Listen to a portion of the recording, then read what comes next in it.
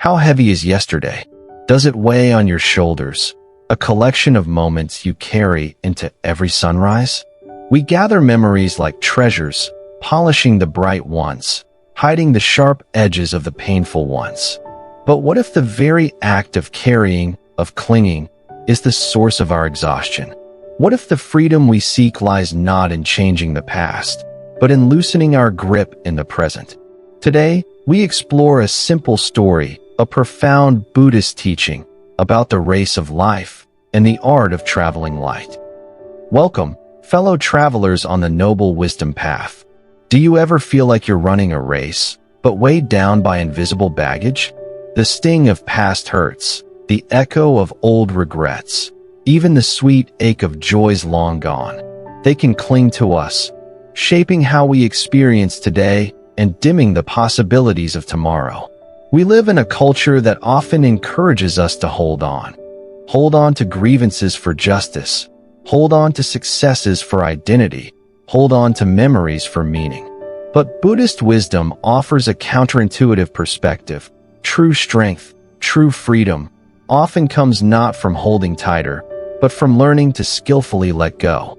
This clinging, this attachment to what was, can manifest as anxiety about the future, depression about the past, or a general sense of heaviness and fatigue in the present. We might find ourselves replaying scenarios, nursing old wounds, or comparing today's reality unfavorably with a gilded memory. This internal burden prevents us from fully engaging with life, from flying freely towards our potential. Today, we'll journey into a timeless fable, the story of a little bird who collected stones, and unpack its deep relevance to our modern lives through the lens of Buddhist teachings and psychological insights. We'll explore why we hold on, understand the true nature of attachment and impermanence, and most importantly, discover practical ways to lighten our load. Join us as we learn how letting go isn't about forgetting, but about freeing ourselves to truly live. Stay tuned to the Noble Wisdom Path. The Expanded Fable. Our story begins deep in a quiet forest, vibrant with life, where lived a sweet little bird. Her feathers shimmered with the colors of dawn, and her heart was naturally kind. But she harbored a peculiar habit, born from a desire to hold on to life itself.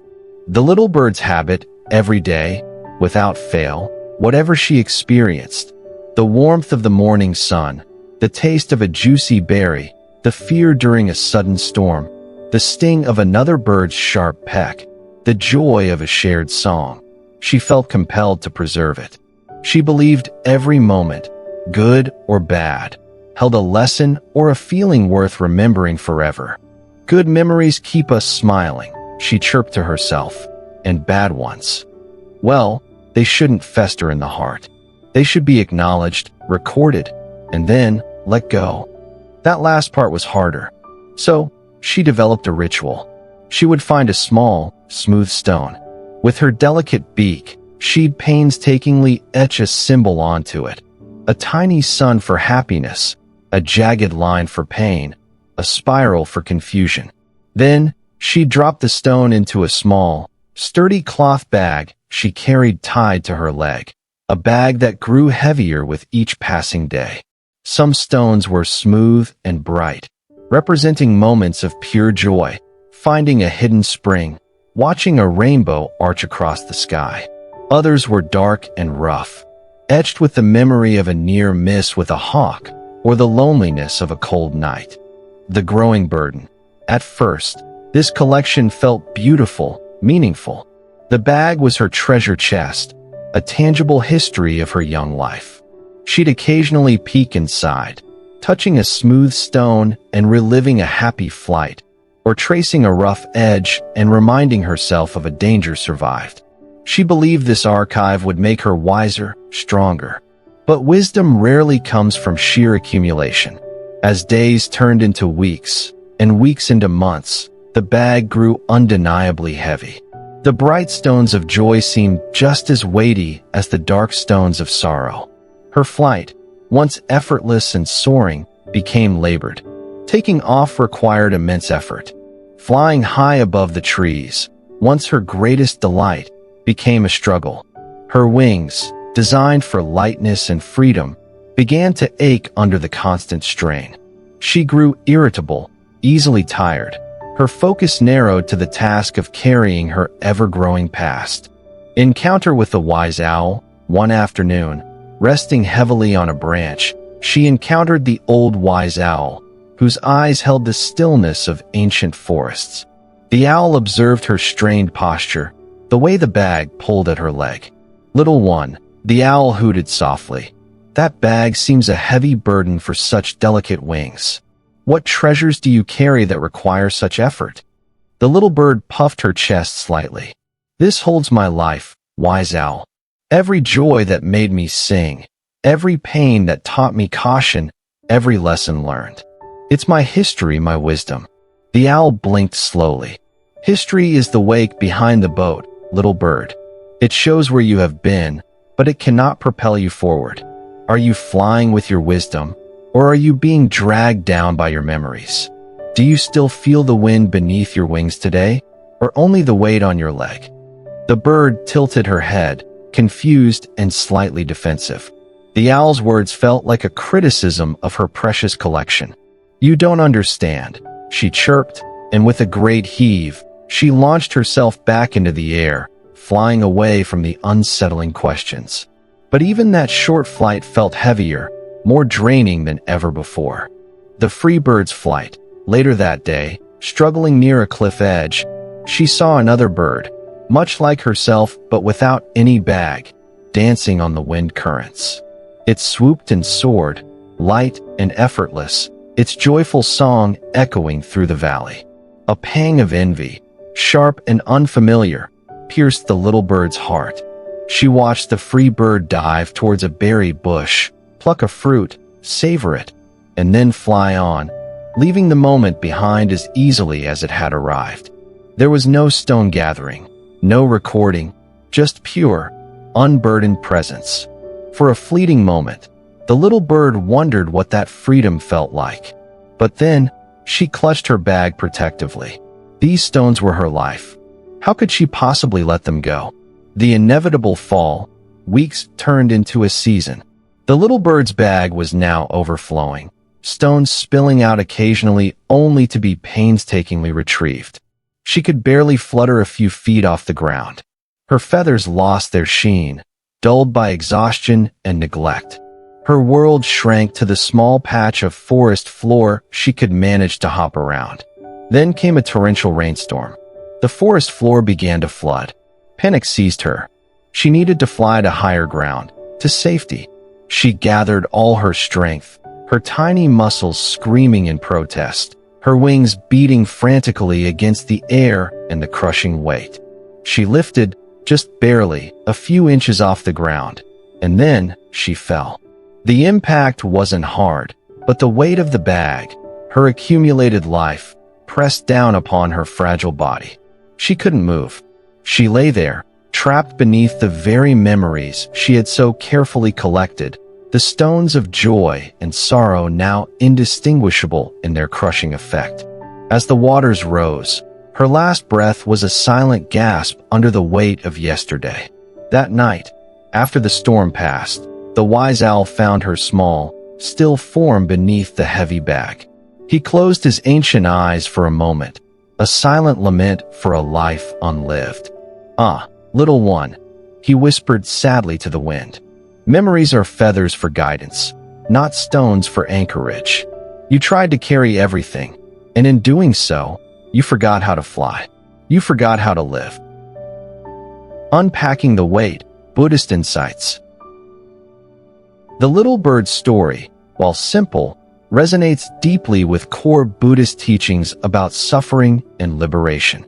It's a powerful metaphor for how we, too, can become weighed down by our own collections of mental stones. Let's explore this through the lens of Buddhist wisdom. Attachment, upadana, clinging to stones. The bird's fundamental error wasn't remembering, but clinging. In Buddhism, this clinging or attachment is called upadana. It's the grasping onto experiences, feelings, ideas, and even our sense of self, believing they are permanent and defining. The bird clung to every stone, believing each one was essential to her identity and survival. She attached to the pleasant memories, wanting to relive them, and she attached to the painful ones, perhaps out of fear or a misguided sense of learning. Buddhism teaches that this clinging is a primary root of suffering, dukkha. We suffer not just because painful things happen, but because we cling to pleasant things that inevitably fade, and we cling to unpleasant things long after they've passed. The bird didn't just carry the memory of the storm. She carried the stone of the storm, the solidified weight of that fear and discomfort. Similarly, she carried the stone of the juicy berry, trying to hold onto a fleeting pleasure. Both weighed her down equally. Impermanence, anicca, resisting the flow. Underlying this attachment is often a resistance to a fundamental truth of existence. Anicca, or impermanence. Everything changes. Feelings, thoughts, situations, even our bodies, are in constant flux. The bird tried to freeze moments in time by etching them onto stones, resisting the natural flow of life where experiences arise and pass away. She wanted permanence in an impermanent world. Trying to hold on to the past, whether good or bad, is like trying to hold water in your fist. The tighter you grasp, the more it slips away, leaving you frustrated and empty-handed, or in the bird's case, crushed by the effort. Accepting impermanence doesn't mean being indifferent. It means recognizing the nature of reality and engaging with each moment fully, without needing to solidify it into a stone to carry forever. The free bird understood this implicitly, savoring the berry, then moving on, light and unburdened. Suffering, dukkha, the price of holding on. The bird's suffering wasn't just the physical pain of the heavy bag. It was the mental anguish, the exhaustion, the loss of freedom, the inability to enjoy the present moment. This is dukkha, the pervasive sense of dissatisfaction, stress, and suffering that arises from clinging and ignorance of impermanence. Her focus on collecting and carrying prevented her from noticing the beauty around her, from connecting with others, like the owl, and ultimately, from saving herself. Buddhism doesn't suggest we become amnesiacs. Memories and experiences shape us. The key is how we relate to them. Are they guiding lights, lessons learned and integrated, allowing us to navigate the present more wisely? Or are they heavy stones, anchors keeping us tethered to shores we should have left long ago? The Buddha often used the metaphor of a raft. You use it to cross the river, but once you reach the other side, you don't carry the raft on your back. You leave it behind. The bird never learned to leave the raft, the stones, behind. This understanding, that clinging to impermanent things inevitably leads to suffering, is the first step towards liberation. It allows us to see the little bird not just as a foolish creature, but as a reflection of our own human tendencies, and to seek a different way. Unpacking the weight, psychological perspectives. Buddhist wisdom offers profound insights into why letting go is essential for liberation. Modern psychology complements this understanding by shedding light on the mechanisms behind our tendency to cling, just like the little bird with her stones. Why we cling, bias and fear. Our brains aren't always wired for lightness.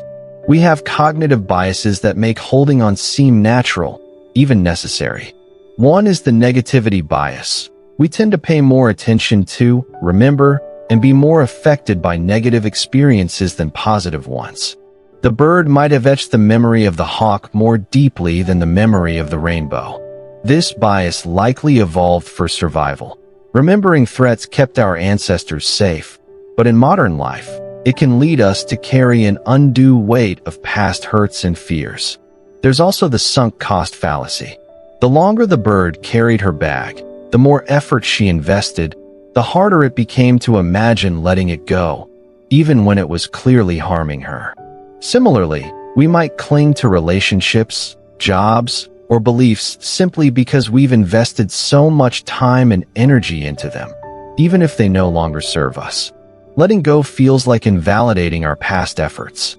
Fear plays a huge role too. We might fear uncertainty. The past, even if painful, is known territory. Letting go can feel like stepping into an unknown void. We might also fear losing our identity. Like the bird who said the bag holds my life. We sometimes define ourselves by our past experiences, our stories of suffering or success. Letting go might feel like losing a part of who we are. The cost of rumination. Furthermore, psychology highlights the damaging effects of rumination, the tendency to repetitively dwell on negative thoughts and feelings about the past. It's like the bird constantly taking out the dark, rough stones, turning them over and over, reliving the pain instead of engaging with the present. Rumination is strongly linked to anxiety and depression. It keeps the stress response activated, drains mental energy, and prevents us from finding solutions or moving forward. It's the mental equivalent of the bird's heavy bag, exhausting us from the inside out. Understanding these psychological tendencies isn't about self-blame. It's about self-awareness. Recognizing why we cling, the biases, the fears, the habit of rumination, empowers us to consciously choose a different path. It helps us see that the urge to hold onto every stone, while understandable, is ultimately counterproductive to our well-being and our ability to navigate the race of life with grace and resilience. The path to lightness. Practices for letting go. Understanding why we cling and the wisdom of letting go is the first step. But how do we actually loosen our grip on those heavy stones? How do we cultivate the lightness of the free bird? Buddhism and psychology offer practical tools, not for erasing the past, but for changing our relationship to it, allowing us to live more fully in the present. Mindfulness of the present moment. The foundation is mindfulness, sati, paying attention to the present moment, intentionally and non-judgmentally. When we are truly present, the weight of yesterday and the anxiety about tomorrow lessen their hold. The bird, obsessed with her stones, wasn't mindful of the wind, the sun, or even the growing ache in her wings until it was too late. Mindfulness helps us notice when we are lost in rumination, caught in the loop of past stories, and gently guides our attention back to the here and now, the only place where life truly unfolds. Let's explore a few practices inspired by these principles. Practice 1. Letting go meditation. Find a comfortable seated position. Close your eyes gently. Bring your attention to your breath, noticing the rise and fall of your abdomen or chest. Now, imagine you are sitting by a gently flowing stream. As thoughts or memories of the past arise, acknowledge them without judgment. See each thought or feeling as a leaf floating onto the stream. It might be a bright green leaf of a happy memory or a brown, crumpled leaf of a painful one. Simply observe the leaf. Notice its texture, its shape, and then watch as the stream gently carries it away. You don't need to push it or cling to it. Just allow the current of the breath, the current of the present moment, to carry it downstream. If the same leaf comes back, simply notice it again and let it float by again. Rest in this awareness, the gentle flow of the present moment. Pause. When you're ready, gently bring your awareness back to your surroundings. Practice 2. The forgiveness letter. Sometimes, the heaviest stones are those of resentment or regret towards others or ourselves. Forgiveness is a powerful act of letting go, not for the other person, but for your own peace. Take some time with a pen and paper. Think of a past hurt or mistake that still weighs on you. Write a letter expressing your feelings honestly, the anger, the sadness, the disappointment. Then, if you feel ready, write words of forgiveness. This might be forgiving someone else for the harm they caused, understanding their limitations or suffering. Or it might be forgiving yourself for a past action, acknowledging your humanity and your capacity to learn and grow. You don't ever need to send this letter. The act of writing itself is a ritual of release, a way of acknowledging the pain and consciously choosing to loosen its grip. Practice 3. Name it to tame it. When difficult memories or emotions related to the past surface unexpectedly, our instinct might be to push them away or get swept up in them. A mindful approach is to simply acknowledge and name the experience. When a wave of sadness about a past loss arises, gently say to yourself, sadness is here. When a surge of anger about an old injustice appears, anger is present. When you catch yourself ruminating, thinking about the past is happening. This simple act of naming creates a little space between you and the emotion or thought. It acknowledges its presence without identifying with it. You are not the sadness. Sadness is simply passing through. You are not the anger. Anger is an energy moving within you. Naming it helps you observe it with less reactivity, allowing it to naturally dissipate like a cloud passing in the sky, rather than solidifying into another heavy stone. These practices aren't magic wands. Letting go is a gradual process, a path requiring patience and self-compassion. But each small act of mindful awareness, each conscious choice to release the grip, lightens the load, one stone at a time. The little bird's tragedy wasn't her experiences, but her inability to let them go. She mistook the collection of moments for life itself, forgetting that life is the flow, the flight, the ever-changing present. The weight of yesterday, as the story shows, can prevent us from reaching the heights we are capable of, and ultimately, from truly living. Letting go isn't about denying our past or pretending pain didn't happen.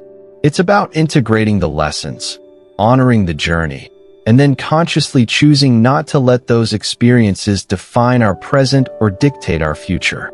It's understanding that wisdom comes not from the weight of the stones we carry, but from the lightness with which we learn to fly despite them, or perhaps because of them. The race of life isn't about accumulating the most memories, but about running with a free heart, fully present to the unfolding path ahead. What stones are you carrying today? Share your reflections in the comments below. Perhaps one small stone you feel ready to loosen your grip on. Your journey might inspire others on their path. If this story resonated with you, please give this video a like and subscribe to the Noble Wisdom Path for more explorations into Buddhist wisdom for modern life. Click the notification bell so you don't miss our next video on finding peace in uncertainty. Remember, the past is a place of reference, not a place of residence. Thank you for walking this path with us today. May you fly light, and may you find peace in the present moment.